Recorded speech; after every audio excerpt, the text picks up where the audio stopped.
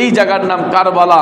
তখনও হুসাইন জানতেন না যে এই জায়গার নাম কারবালা, কারণ তিনি সেখানে গিয়ে উপস্থিত হয়ে যখন জানতে পারলেন যে ইমাম মুসলিম বিন আকেল শাহাদাত বরণ করেছেন, তখন তিনি আবেগ আপ্লুত হইলেন যে আমার ভাই কিছুদিন আগে আমাকে চিঠি লিখলো যে সেখানকার মানুষ আমাদেরকে ভালোবাসে, আমাদেরকে দয়াদ্রতা দেখিয়েছে, তার চিঠি পেয়ে আমি রওনা হলাম, এখন শুনতেছি তাকেই শহীদ করা হয়েছে। তখন হুসাইন সবার সাথে পরামর্শ করলেন, তাইলে আমরা আর পিছপা হব না, সামনের দিকে অগ্রসর হব না, চলো আমরা পিছপা হয়ে যাই, আমরা মক্কার পানে আবার চলে যাই। তখন এজিদের পক্ষ থেকে ইবনে জিয়াদ যাকে পাঠিয়েছিল ওনার নাম হচ্ছেন হুর বিন ইয়াজিদ রিবাহি। এই হুর বিন ইয়াজিদ রিবাহি যদিও এজিদের পক্ষে ছিল, উনি আহলে বায়াতের পক্ষের লোক ছিলেন, হুসাইনকে ভালোবাসতেন। যখন উনি 1000 সৈন্য নিয়ে আসলেন, আসার পরে বলতেছেন, হুসাইন দেখেন আমার সাথে 1000 সৈন্য আপনাকে নিয়ে যাওয়ার জন্য, নজরবন্দি করে রাখার জন্য আমাকে আদেশ করা হয়েছে। হুসাইন আবেগ আপ্লুত কণ্ঠে বললেন যে হুর, আমি তো তোমাদের সঙ্গে ঝগড়া করতে আসি নাই, আমার ভাই ইমাম মুসলিম বিন আকেল আমাকে চিঠি লিখেছে, এই দেখো তার ডকুমেন্ট, আমি তার চিঠি পেয়ে আমি এখানে এসেছি, আমি ফেসাদ করতে আসি নাই, আমি যুদ্ধ করতে আসি নাই। তখন হুর বিন ইয়াজিদ রিবাহি ডাক দিয়ে বলতেছে যে হুসাইন দেখেন, আমিও না হয় আপনাকে যাওয়ার অনুমতি দিয়ে দিলাম, আপনি যেতে পারেন, কিন্তু এই যে 1000 সৈন্য এরা যদি গিয়া ইবনে জিয়াদকে বলে দেয় যে আমি আপনাকে স্বইচ্ছায় ছেড়ে দিয়েছি, তখন আমাকে রাস্ত রাখবে না, আমার গর্দানটা দ্বিখণ্ডিত হয়ে যাবে। হুসাইন ডাক দিয়ে বললেন, হুর তাইলে কি করা যায়? হুর বিন ইয়াজিদ রিবাহি কয়, হুসাইন একটা কাজ করতে পারেন, আপনি এই মুহূর্তে আমার সঙ্গে কথাবার্তা বলেন। বলতে বলতে বলতে রাত যখন নিশি হইয়া যাবে, আমার সৈন্যরা সারাদিন এই অক্লান্ত পরিশ্রম করে ক্লান্ত হয়ে আছে, রাত যখন গভীর হবে এরা ঘুমের ঘরে চলে যাবে। এরা যখন ঘুমের ঘরে যাবে তখন আপনি আপনার সদস্যদেরকে নিয়ে মক্কার পানে চলে যাবেন। হুসাইন ডাক দিয়ে বললেন, ঠিক আছে তাইলে তাই হবে। হুরের সঙ্গে হুসাইন কথা বলতেছেন, বলতে বলতে বলতে রাত যখন নিশি হইয়া গেল, সত্যি সত্যি এজিদের সৈন্যরা ঘুমিয়ে গেছে। হুসাইন বললেন, হুর এখন আমি কি যেতে পারি? হুর বলল, আপনি তাড়াতাড়ি চলে যান।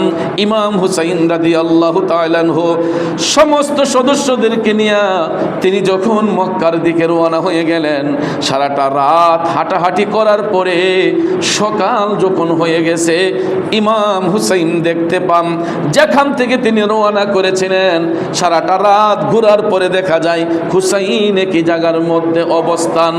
রাস্তা ফুরায় না, হুরের সঙ্গে সাক্ষাৎ। হুর স্ট্রেঞ্জ হয়ে গেল, অবাক হয়ে গেল, কি হুসাইন আপনাকে না যেতে বললাম, কি জান নাই? হুসাইন ডাক দিয়ে কই, হুর আমি সারাটা রাত হাঁটলাম, হাঁটার পরেও তো রাস্তার কোনো কুল কিনারা পাই না, আমি নাকি রাস্তা হারিয়ে ফেললাম। হুর বিন ইয়াজিদ রিবাহি কই, হুসাইন তাই হবে, হয়তো আপনি রাস্তা হারিয়ে ফেলেছেন। একটা কাজ করেন, আজকে আপনি আমার সঙ্গে বাকবিতণ্ডা করেন, কথাবার্তা বলেন। বলতে বলতে বলতে আবারও যখন রাত হয়ে যাবে তখন আপনি রওনা হয়ে যাবেন। সত্যি সত্যি হুসাইন তাই করলেন। পরের দিনও দেখা যায় একই জায়গায় অবস্থান। এই রকমভাবে 3 দিন হাঁটার পরে, 3 রাত্র হাঁটার পরে 4th দিনের বেলায় হুসাইন ওই এলাকার একটা যুবককে ডাক দিয়া বললেন, ওরে যুবক, তুমি জানোনি এই জায়গার নামটা কি? আমি যেইখানে অবস্থান করেছি এই জায়গার নামটা কি তুমি জানোনি? যুবকটা তখন ডাক দিয়া কয়, হুজুর আপনি যেই জায়গার মধ্যে অবস্থান করছেন, হুজুর এই জায়গার নাম হইছে কারবালা। হুজুর এই জায়গার নাম কারবালা। যখন হুসাইন জানতে পারলেন জায়গার নাম কারবালা, টপ টপ করে চোখের পানি ছেড়ে হুসাইন বললেন, ও আহলে বায়াতের প্রেমিকারা রে, ও আমার পরিবারের সদস্যরা শোনো, আমরা যতই চেষ্টা করি না কেন, আমরা যতই চেষ্টা করি না কেন এখান থেকে আর পিছপা হতে পারবো না। কারণ এটা আমার নানা জান রাহমাতাল লিল আলামিন নবীর পূর্ব ঘোষিত জায়গা। কারবালার ময়দান হবে আমি হুসাইনের শেষ নিঃশ্বাসের জায়গা। দয়াল নবীর ভবিষ্যৎবাণী, ইমাম হুসাইনের বয়স মোবারকের সঙ্গে অনেকটা মিলে গেল। হুসাইন তখন বললেন, এখান থেকে আর আমরা পিছপা হতে পারবো না, এখানেই সবাই তাঁবু খুঁড়তে শুরু করো। নির্দেশ পাইয়া ইমাম হুসাইনের সদস্যরা তাঁবু যখন খুঁড়তে গেলেন, যেখানের মধ্যে ঘাই দেন, ভাইয়ারা আমার, ঘাই দিচ্ছেন মাটির মধ্যে, মাটির বদলে মাটি উঠে না। যেখানের মধ্যে ঘাই দেন, নিচ থেকে টাটকা রক্তগুলা উতলায়া উপর দিকে উঠে। কারবালার মাটি মাটি না, কারবালার মাটি ইমাম হুসাইনের রক্ত মুবারকের স্মৃতি, ঠিক না বিঠিক? যেখানের মধ্যে ঘাই দেওয়া হয়, মাটির বদলে টাটকা রক্তগুলা উতলাইয়া উঠে। ইমাম হুসাইনের কলিজার টুকরা বোন যায়নাব রাদিয়াল্লাহু তাআলা আনহা ডেকে বললেন, ভাইজান কেমন জায়গার মধ্যে নিয়ে আসলেন? এই জায়গার মধ্যে কেন যেন একটা ভয় ভয় লাগতেছে ভাইজান। হুসাইন ডাক দিয়া কই, যায়নাব রে, ও আমার প্রাণের বোন যায়নাব, এটা এমনই একটি জায়গায় আমরা এসেছি, আমাদের নানা জান রাহমাতাল লিল আলামিন নবী ভবিষ্যৎবাণী করেছিলেন যে এই কারবালার ময়দান হবে আমি হুসাইনের শেষ নিঃশ্বাসের জায়গা।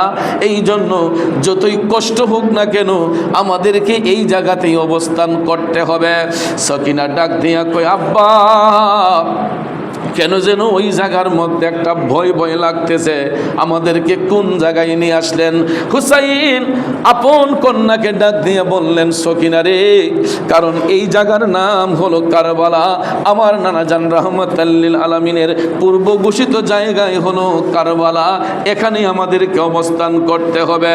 হুসাইন একে একে সবাইকে তিনি বললেন, বলার পরে সবাই যখন অবস্থান করলেন, ওই দিনটা ছিল 7ই মুহররমের দিন। কত মুহররম? হুসাইন যেদিন কারবালায় অবস্থান করলেন ওই দিনটা ছিল 7ই মুহররমের দিন। বন্ধু, এখন যখন হুসাইন অবস্থান করে ফেললেন, ইবনে জিয়াদ চিন্তা করলো, অবস্থান যেহেতু করে ফেলেছে, এদেরকে তো এখান থেকে আর প্রতিহত করা যাবে না, তবে একটা কাজ করতে হবে, এদেরকে হাতে না মেরে এদেরকে রিজিক দিয়ে কষ্ট দিতে হবে। কারণ রিজিকের মধ্যে উত্তম নিয়ামত হলো পানি, ঠিক না বে ঠিক? এই জিনিসটা ছাড়া কোনো আদম সন্তান বাঁচতে পারে? কারণ আমাদের 4টা জিনিস, আদম যদি বাঁচতে হয়, আদম সন্তান বাঁচতে গেলে 4টা জিনিসের প্রয়োজন: আব, আতশ, খাক, বাত। আগুন, পানি, মাটি, বাতাস। এই 4টা জিনিস ছাড়া কোনো আদম বাঁচতে পারে না। এটা আমাদের সব সময় আমাদের মধ্যে বিরাজমান থাকে। এই 4টা জিনিস ছাড়া, আগুন, পানি, মাটি, বাতাস, এই 4টা জিনিস ছাড়া কোনো আদম বাঁচতে পারে না। দেখেন দুষ্ট শয়তানরা এরা কেমন মুনাফিক। ভাইয়ার আমার, চিন্তা করলো যে এদেরকে যদি আটকাতে হয়, আগে ফুরাত নদীর পানি বন্ধ করতে হবে। কারণ ফুরাত নদীর পানি কুকুর বিড়াল খেতে পারে, পশু পাখি পোকামাকড় ফুরাতের পানি খেতে পারে। ইবনে জিয়াদ 4000 সৈন্য নিযুক্ত করল, 2000 জলের চতুর্পার্শ্বে, আরো 2000 স্থলের চতুর্পার্শ্বে, অর্থাৎ জলের চতুর্পার্শ্বে 2000 আর স্থল পথে আরো 2000 চতুর্দিকে ঘেরাও করে রেখেছে। কয় কুকুর বিড়াল পানি খেতে পারবে, পশু পাখি কীট পতঙ্গ পানি খেতে পারবে, কিন্তু হুসাইনের পরিবারের কোনো সদস্য যাতে এখান থেকে এক চিমটি পানি যাতে না নিতে পারে, তোমরা এই পানির রাস্তা তাদেরকে বন্ধ করে দিবা। তারা যেন এখান থেকে এক ফুটা পানিও যাতে এখান থেকে না নিতে পারে। জোরে কি নাউজুবিল্লাহ বলবেন না? ভাইয়ের আমার, বন্ধুরা আমার, যাদের কারণে আল্লাহ রাব্বুল আলামিন আমাদেরকে আগুন, পানি, মাটি, বাতাস দিয়ে ধন্য করেছেন, ওই নবী পরিবারের সদস্যদেরকে পানির রাস্তা বন্ধ করে দিয়েছে দুষ্ট শয়তান ইয়েজিদের চেলারা। বন্ধুরা আমার, সত্যি দেখা যায় এরা ফুরাত নদীর চতুর্পাশ ব্যারিকেড করে রাখছে। ইমাম হুসাইন রাদিয়াল্লাহু তাআলা আনহুর পরিবারের সদস্যরা এরা যখন তাঁবুর মধ্যে অবস্থান করলেন, সবারই তো পিপাসার্থ ভাইয়ার আমার। এমন সময় পানি আনতে যখন একজন একজন করে যায়, সবাইকে ফিরাইয়া দেয়, কয় না তোমাদের জন্য পানির রাস্তা বন্ধ। এই সংবাদ তাঁবুর ভিতরে আসার ফলে ইমাম হুসাইন চিন্তা করলেন, আর এটা কি করলো, পানির রাস্তা বন্ধ করে দিল। হুসাইন আবেগ আপ্লুত হয়ে কান্না জড়িত কণ্ঠে বললেন, ইন্নাল্লাহা মা'আস সাবিরিন, নিশ্চয়ই আল্লাহ সবরকারীর অন্তর্ভুক্ত। এই বলে সবাইকে শান্তিত করলেন। কিন্তু এখানে ওনার কলিজার টুকরা 6 মাসের একটা দুধের শিশু, ফুটফুটে কলিজার টুকরা একটা সন্তান, যার নাম ছিল ইমাম আলী আসগর রাদিয়াল্লাহু তাআলা আনহু। এই দুধের বাচ্চা কি যুদ্ধের ময়দানে যুদ্ধ করতে পারে? বলেন, শিশু বাচ্চা কি তরবারি হাতে নিয়ে যুদ্ধ করতে পারে? শিশু বাচ্চা কোনো অন্যায় আছে? শিশু বাচ্চার কোনো ভুল আছে? কারণ এত অবুঝ শিশু, 6 মাসের দুধের শিশু ইমাম আলী আসগর রাদিয়াল্লাহু তাআলা আনহু, উনি পানি পিপাসায় কাতর, জিহ্বাটা বের করে দিয়া ভাইয়ের আমার চোখগুলাকে নাড়াচ্ছে। কারণ পৃথিবীর কেউ যদি নাও বুঝে, এই শিশু বাচ্চার মনের ভাষা, মুখের ভাষাটা তার গর্ভধারিণী মা বুঝতে পারে। শহর মানুষ তাকাইয়া দেখতেছে ইমাম আলী আসগর একবার মুখটা খুলে একবার বন্ধ করে, একবার চোখটা খুলে আর একবার বন্ধ করে। মা সন্তানের দিকে তাকাইয়া এটা তিনি ফিল করলেন যে আমার শিশু বাচ্চার হয়তো পানির প্রয়োজন। ডাক দিয়া বলতেছেন, স্বামী। হুসাইন বললেন, শহর বানু কি বলবা? তখন তিনি বলতেছেন, দেখেন না আপনার দুধের শিশু আলী আসগর জিহ্বাটা বের করে দিয়া লাফালাফি করতেছে, চোখগুলাকে নড়চড় করতেছে, মনে হয় আলী আসগরের বড্ড পানি পিপাসা লেগেছে। হুসাইন তো আসলেই জানতে পারলেন যে আসলেই তো পিপাসা লাগারই কথা, কারণ অনেকটা দূরের রাস্তা হেঁটে এসছেন, অনেকটা দূরের পথ পাড়ি দিয়ে এসেছেন। স্বাভাবিকলি পানি তৃষ্ণায় সবাই কাতর। দুধের শিশু আলী আসগর পানি পিপাসায় যখন ছটফট করছে, হুসাইন দেখার পরেও কিছুই করতে পারছেন না, কিভাবে বাচ্চার মুখে পানি দিবেন। এমন সময় হযরত ইমাম হুসাইনের চাচাতো ভাই হযরতে আব্বাস হাদ্দাদ তিনি ডাক দিয়ে বললেন যে আমার মতো জোয়ান চাচা বেঁচে থাকতে আমার ভাতিজা আলী আসগর কিভাবে পানি পিপাসায় মারা যাবে। এই কথা বলার সঙ্গে সঙ্গে হযরতে ইবনে আব্বাস হাদ্দাদকে বলা হলো যে কি করবা? উনি বলতেছে যে আমি গিয়ে দেখি পানি আনা যায় কিনা। কিন্তু আলী আসগরের জন্য পানি আনতে গিয়া দেখা যায় হাতের কাছে পানি পেয়ে তিনি ভাবলেন আমি একটু তৃষ্ণা নিবারণ করে মুখে পানিটা দিবেন। দেওয়ার এমন মুহূর্তে তিনি দেখতেছেন পানির মধ্যে আলী আসগরের চেহারা ভেসে উঠছে। আলী আসগর যেন ডেকে বলতেছে যে চাচা, আমার মুখে পানি না দিয়া আপনি পানিটা খেয়ে ফেলবেন, এটা হয় কিভাবে? সঙ্গে সঙ্গে তিনি আর পানিটা মুখে দেন নাই। সঙ্গে সঙ্গে পানি মুখে না দিয়া পাত্রের মধ্যে পানি নিয়া তিনি যখন তাঁবুর দিকে আসবেন, এজিদের দলেরা, এজিদ বাহিনীরা একটার পর একটা তীর মেরে ওনার পুরাটা দেহকে একদম ঝাঁঝরা করে দিয়েছে। রক্তক্ষরণ হওয়ার ফলে তিনি ফুরাত নদীর পাড়ে পড়ে গেলেন।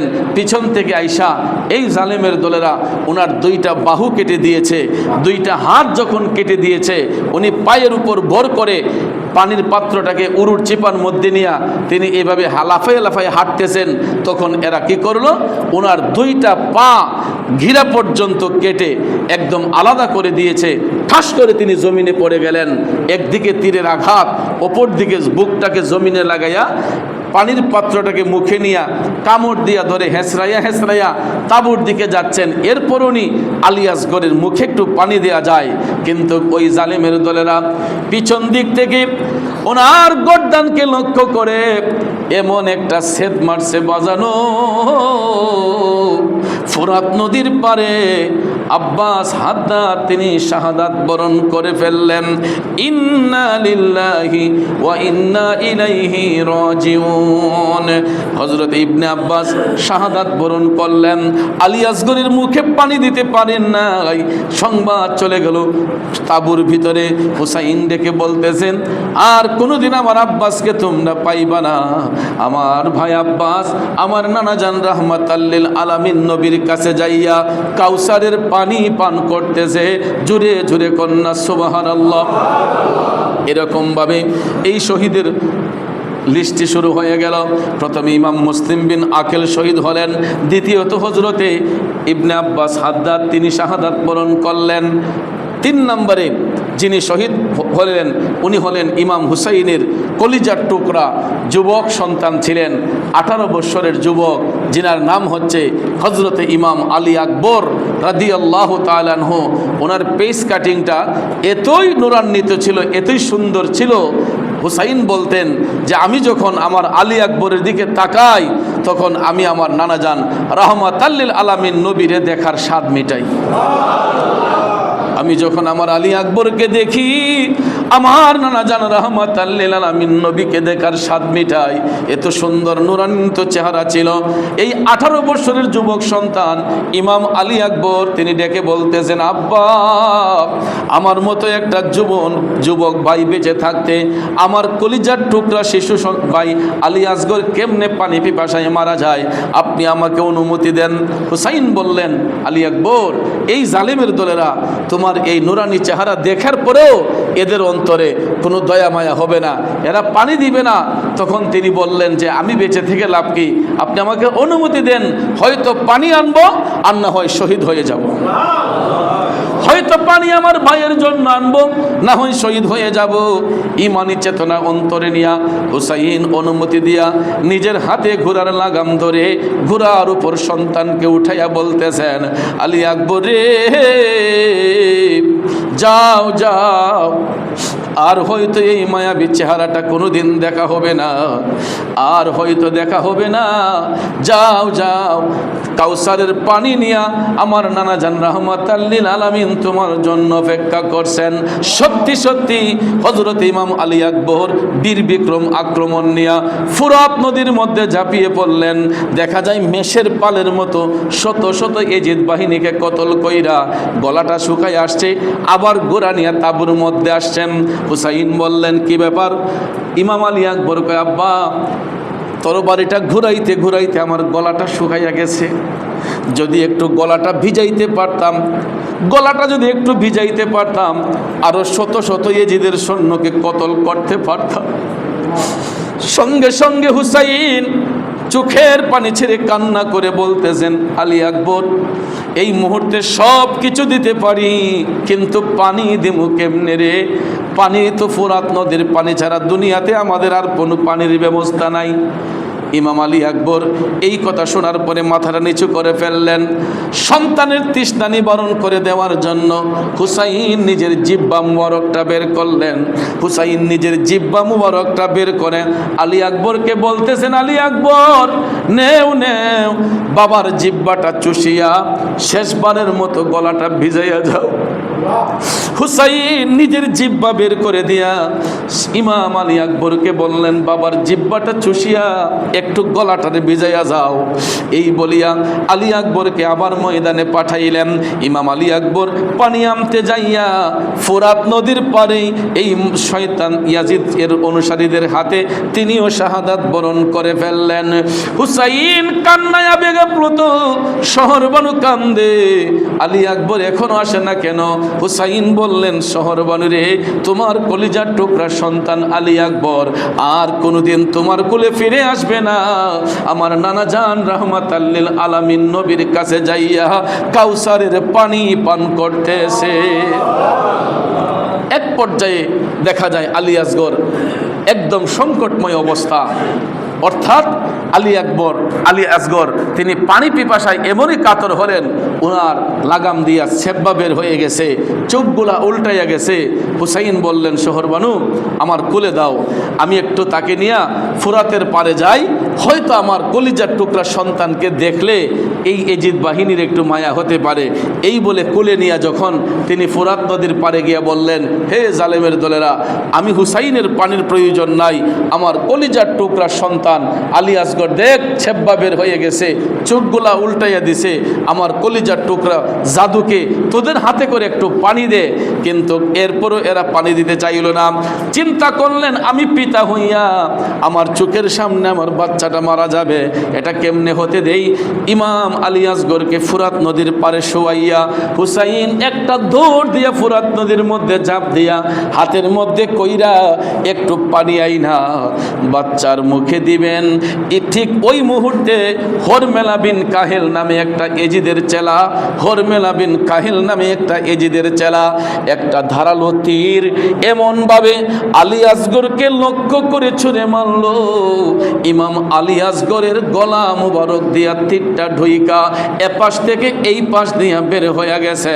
আলী আসগর জিহ্বাটা বের করে দিয়া একটা নাড়া দিয়া দুনিয়ার জমিন থেকে শহীদ হয়ে গেছে।